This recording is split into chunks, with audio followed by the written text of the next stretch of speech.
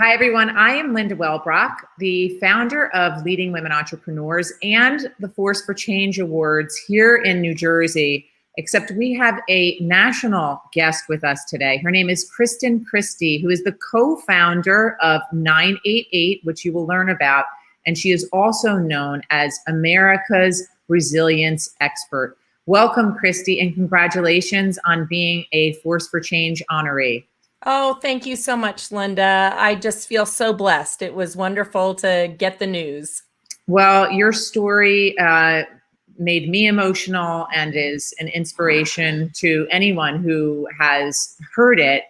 So why don't you share with us how you got involved in your mental health advocacy work? So there is a saying, life is a tough teacher.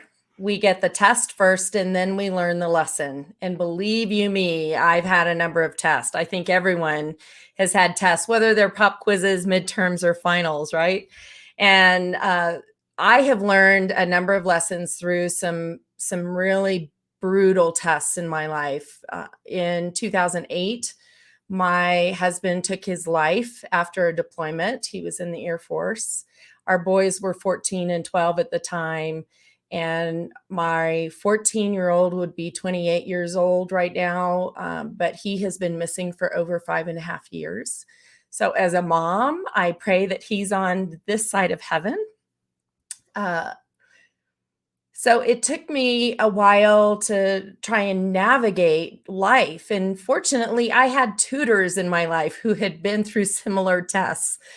And once I felt like I was on a stable foundation, I decided I'm not going to keep this to myself. Someone else out there needs to hear our story of the aftermath of a suicide, of a choice that my first husband made, and the effects that it had on our family. And so I just got involved in the community, and I found that there was a gap, that it is so difficult in the midst of trauma. If you need to call the National Suicide Prevention Hotline, you have 10 digits to dial. And I've been there. A lot of people have been in that depression, in that dark place, and it's hard to do that. And so I worked with Senator Cory Gardner from Colorado, and we got a number of other people involved from the House and the Senate. And we proposed to have a 3-digit suicide prevention hotline number that will replace the 10-digit number. And we decided 988. We wanted to stay away from the 1, so we dial 911 for a medical emergency.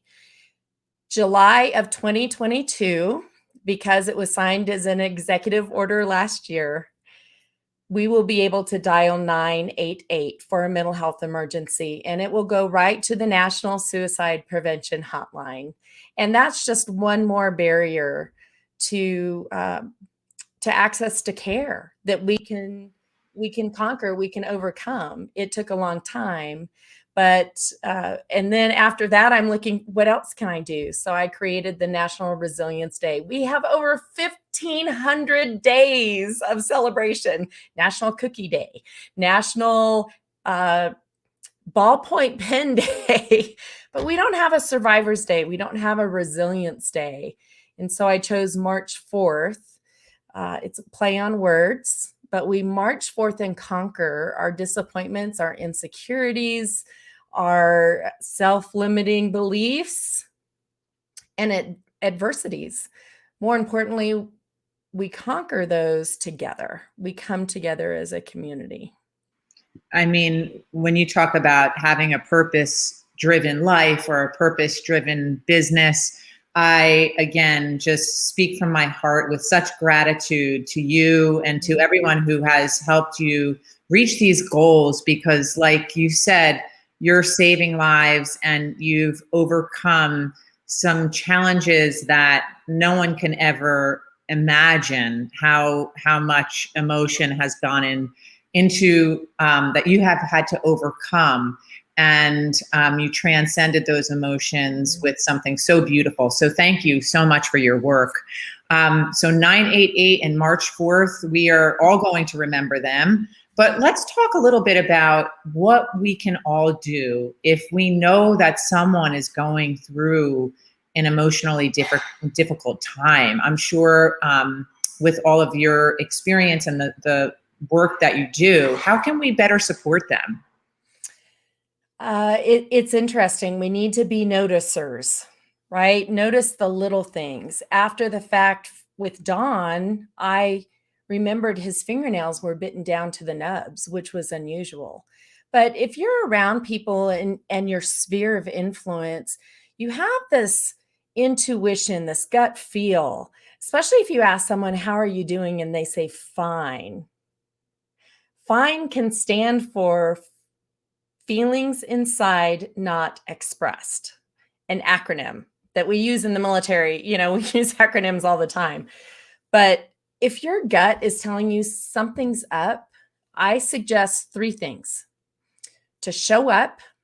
And sometimes we can't always do that. We found that last year with COVID. We can't show up in person necessarily, but we can show up in other ways, writing a card and sending it through the mail, sending a text message, showing up somehow. I remember, Linda, every single person who was in my living room and my kitchen 13 years ago after the coroner showed up at my house. They showed up. And then number two, do something, not necessarily say something, right? It's hard for us not to say something to make things better. But when you're going through a tough time, sometimes what someone will say to you just doesn't come off the way they intended. And so do something, whatever you like to do, mow their grass. My friend, when Dawn died, she showed up and she stayed at our house. She brought her boys to the house. She stayed with us for 3 days, and she actually slept on Dawn's side of the bed so it wouldn't be empty. Oh She my. did something. And it's okay to say, "I don't have the words for you, but I'm here." Clean a toilet if you need to, whatever you feel comfortable doing. And then be intentional. Don't make it a one and done. Text people when your intuition is saying, "Hey, I think something's up with Linda. I'm going to pull over because I'm going to be really intentional. I'm going to pull over if I'm driving or stop what I'm doing, and I'm going to send a text message." I think text messages are so easy. People can read them when they have a chance. A phone call may interrupt someone, or they may not have your number in their contact list and they won't answer.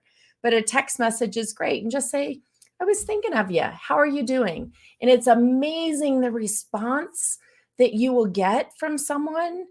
That you put a smile on their face, and then that puts a smile on your face.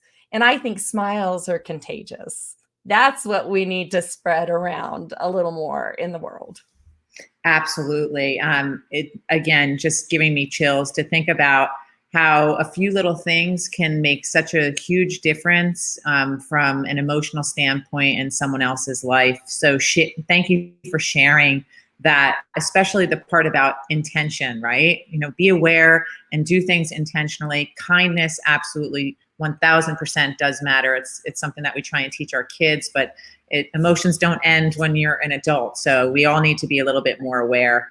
So on your application, which was actually really, hard to read because I definitely needed a Kleenex, but we understand that you're a global speaker and you speak around the world about resilience. Can you share with us a little bit about some of the stories that people have shared with you and how your work has impacted so many? Yeah, I am so blessed to do what I love and love what I do. And I think it impacts me more than anyone else, Linda, I'll be honest with you. But I train, I do presentations on resilience and suicide prevention, a lot to the military and then in the corporate world as well. But when I tell our family story, and I have a very poignant voicemail from our youngest son 8 years after Don's suicide. He's just sobbing, and you can hear the desperation and the abandonment in his voice. And that is really the linchpin. When people hear that, they remember that. That is ingrained in their brain and their heart. But because of that, I make sure that there is someone in the back of the room, or a number of people that are counselors, whether that be grief counselors or licensed therapists, social workers, or even pastors, that are in the back of the room, because people do have to leave sometimes. It can be a trigger. But I remember one gentleman, and it still gives me chills. He walked out during my son's voicemail in the presentation, and the chaplain for the base was standing in the back, and this gentleman handed him a piece of paper. It was his suicide note. He was planning on taking his life that night, but he had 2 little boys at home. He felt like he was a burden to them and to his family.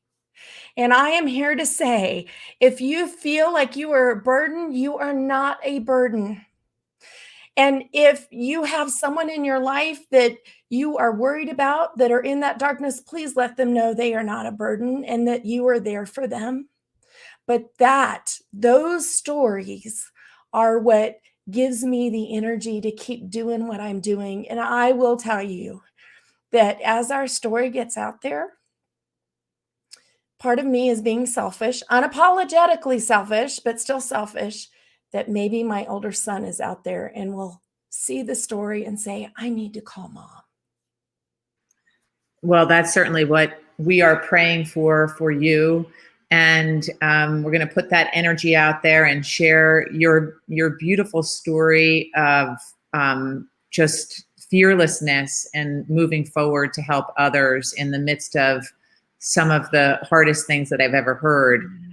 So anybody who wants to reach out, you see americasresilientspeaker.com. You can also reach Kristen on her LinkedIn account. And again, we can't wait to celebrate you and all the impactful work that you are doing on November 8th this year, 2021.